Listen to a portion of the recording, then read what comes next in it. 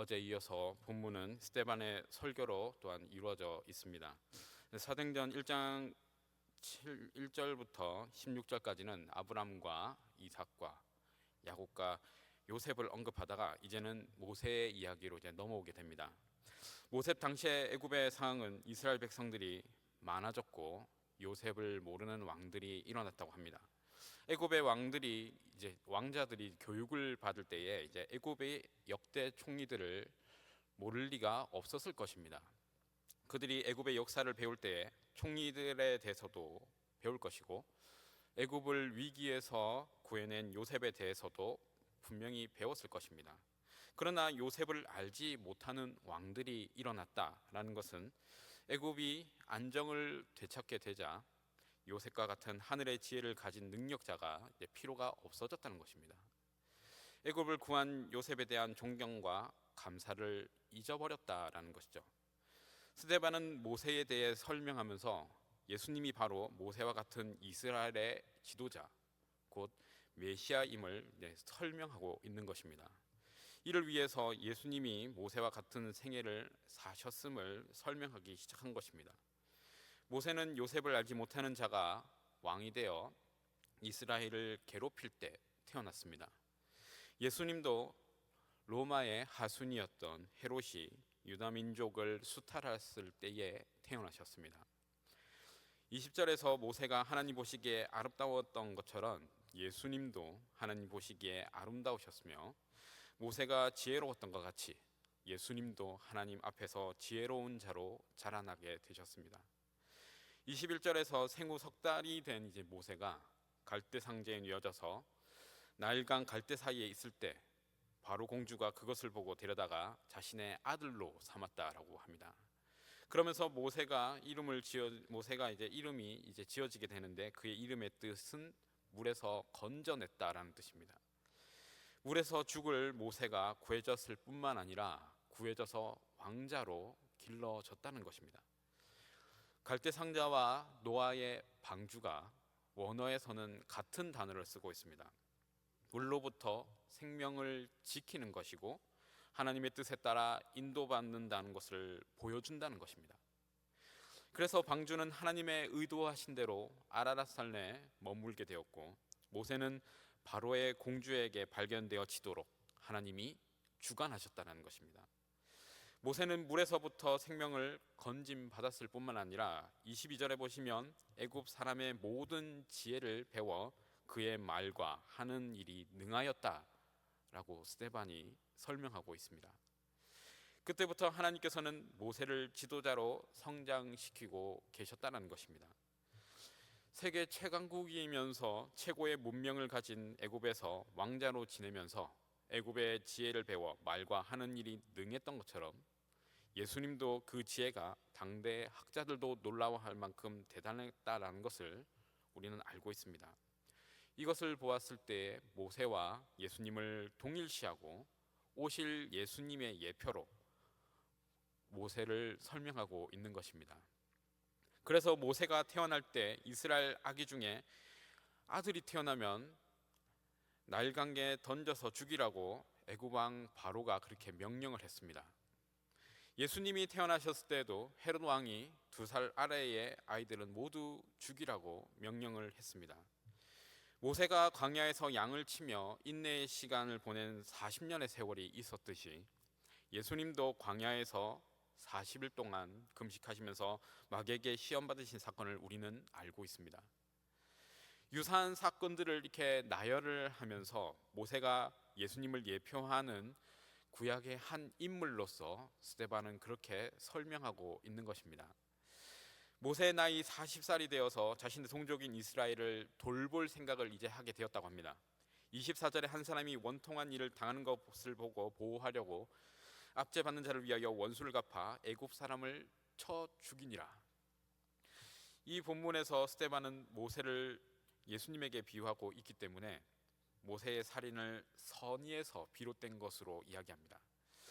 스데반은 모세가 자기 백성이 당하는 압제 때문에 애굽인을 죽였다라고 말한 것입니다. 그리고 25절에서 모세가 생각하기를 그는 그의 형제들이 하나님께서 자기의 손을 통하여서 구원해 주시는 것을 깨달으리라 생각하였으나 그들이 깨닫지 못하더라. 자신의 혈기와 자신의 능력과 노력으로 이스라엘을 구하려고 했지만 오히려 이 일을 통해서 애굽을 떠나는 사건이 되어버리고 맙니다. 모세의 선의가 이스라엘에게 받아들여지지 않았듯이 예수님도 자기 백성에게 받아들여지지 않았고 모세는 자기 백성에게 거절당해 애굽을 떠나게 되었으며 예수님도 자기 백성에게 버림받아 십자가에 죽으신 것과 같음을 이야기하는 것입니다. 스데반은 하나님이 이스라엘로부터 거절당했던 모세를 지도자로 쓰셨다는 그 사실에 집중합니다. 내일 본문에서는 하나님의 그 뜻하신 때가 되자 모세에게 나타나셔서 그가 선 땅을 거룩하게 하시고 구원자로 다시 애굽에 보내게 됩니다. 모세가 40살이 되었을 때 애굽을 떠나게 되었습니다. 그의 신분은 그때는 왕자였습니다. 그리고 애굽을 떠나서는 40년을 미디안 땅에서 양치기로 두 아들을 낳고 살았습니다. 그리고 80살이 된 모세를 하나님이 부르십니다. 그런데 왕자의 신분을 가지고 있었던 젊은 모세를 쓰지 않고 왜 80살이 된 미디안 땅의 양치기에 불과한 늙은 모세를 부르셨을까요? 젊고 권력 있는 모세가 아닌 힘없고 초라한 노인이 된 모세를 하나님이 부르셨습니다. 그것도 40년이 걸렸습니다. 스데반의 설교 속에 드러나 있는 모세의 이야기에 중점을 두고 이야기하자면 하나님은 젊은 모세가 지도자가 될 수 있도록 애굽의 왕자의 신분으로 애굽의 학문을 익히게 하시고 또 그 이후에 40년을 양치기로 지내면서 광야에서 인내할 수 있는 인품을 만들어 가셨던 것입니다. 그래서 80살의 힘없고 늙은 노인이 된 모세는 애굽의 학문을 배워서 지혜 있고 말과 일함에 능했다라고 스데반은 설명하지만 혈기 있었던 젊은 시절과 달리 하나님이 모세를 부르셨을 때 자신은 말도 못하고 이 일을 할 수 없으니 보낼 만한 사람, 할 수 있는 사람을 다른 사람을 찾아서 보내라고 그렇게 말합니다. 이렇게 초라해진 모세를 하나님이 부르신 것입니다. 하나님께서 80살이 되어서야 그를 부르신 이유는 젊은 날의 권력으로 이스라엘 백성의 지도자가 되어서 자신의 힘과 능력으로 지도자가 되는 것임이 아님을 보여주는 것입니다. 하나님의 능력으로 이스라엘 백성의 지도자가 되도록 만드시기 위해서 하나님의 뜻에 따라 그 역사가 이루어지는 것입니다. 20, 30대의 모세를 지도자로 부르셨다면 훨씬 더 수월하게 애굽을 나갈 수 있었을 것입니다. 그러나 그렇게 되면 모세가 자신의 능력으로 이 일이 이루어졌다라고 생각했을 것입니다. 그리고 이스라엘 백성들도 생각하기를 모세 왕자가 그의 능력으로 그의 지위로 우리를 인도해냈다라고 이스라엘 백성들도 그렇게 생각을 했을 것입니다. 모든 것이 하나님의 뜻에 따라 그분의 시간에 따라 이루어진 것입니다. 오늘 본문은 스데반의 설교로 모세 이야기의 초반을 다루고 있습니다. 그리고 그 모세를 예수님과 동일시하여서 이스라엘 백성에게 설명하고 있습니다. 그리고 그의 설교를 통해 출애굽에 나타난 모세 이야기를 설명을 덧붙여서 하나님이 어떻게 모세를 이끄셨는가에 대해서 더 쉽게 이해할 수 있도록 우리에게 전해주고 있는 것입니다. 모세는 하나님이 이스라엘 민족을 애굽에서 구해내시기 위해 세우신 구원자이고 예수님은 하나님이 인류의 죄를 구원하시기 위해서 보내신 진정한 구원자임을 말하고 있습니다. 내 힘으로 일하는 것보다 하나님 주시는 능력으로 일하는 것이 더 나음을 스데반이 설명하는 모세를 통해서 우리는 알 수가 있습니다. 문제는 내 힘과 내 지혜와 내 고집을 꺾지 않고 그것을 그대로 남겨두면 하나님의 능력과 지혜를 누릴 수가 없다라는 것입니다.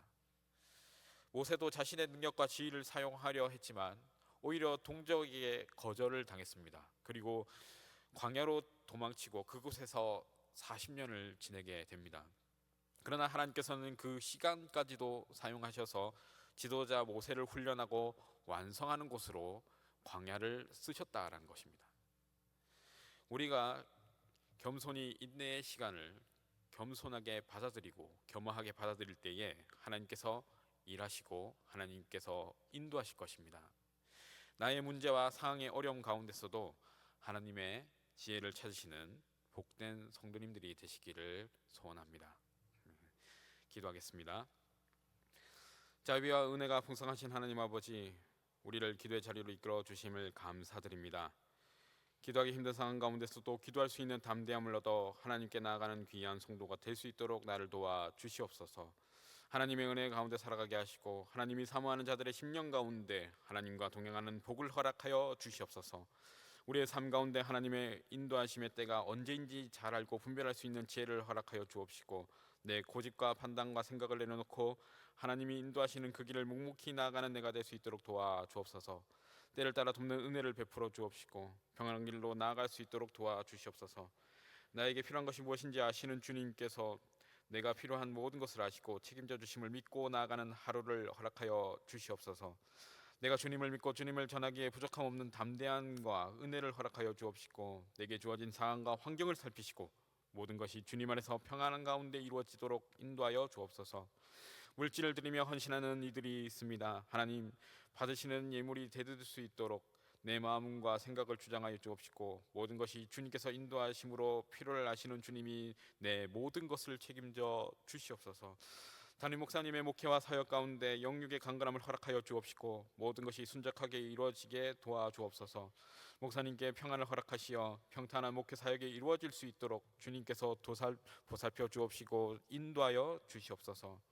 종일 수고하고 노력하며 하나님께로 나가기에 발버둥치며 하나님께로 나가기에 부족함 없도록 하나님께서 도와주심을 믿으며 나아가는 성도들의 하루를 지켜주옵시고, 성도들의 하루 가운데서도 주님의 은혜를 풍성히 받아 누리는 귀한 하루가 되게 도와주시옵소서. 예수님의 이름으로 기도드립니다. 아멘.